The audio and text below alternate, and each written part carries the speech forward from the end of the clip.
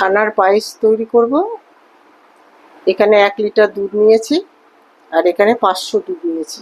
এই দুধটা আর নিয়েছি এলাচ, চিনি আর লেবু। এই দুধটা লেবু দিয়ে ছানা তৈরি করব।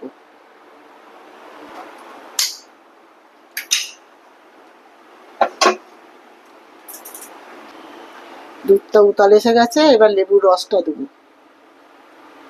দিয়ে আস্তে আস্তে নাড়বো, ছানা তৈরি হয়ে যাবে।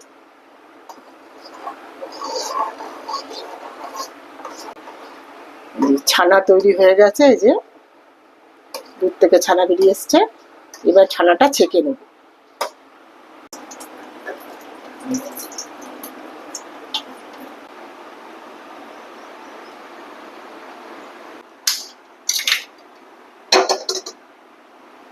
এবার এই দুধটা কড়াইতে দিয়ে দেবো।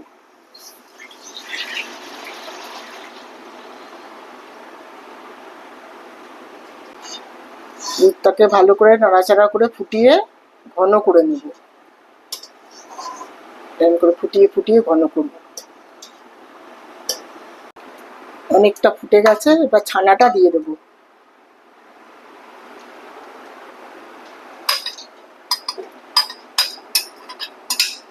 ছানাটাকে ধুয়ে নিয়েছিলাম।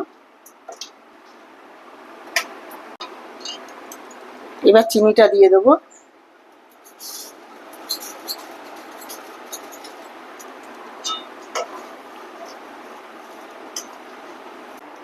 যে এলাচ থেকে দানাটা বার করে নিয়েছি, নিয়ে দানাটা গুঁড়ো করে নেব।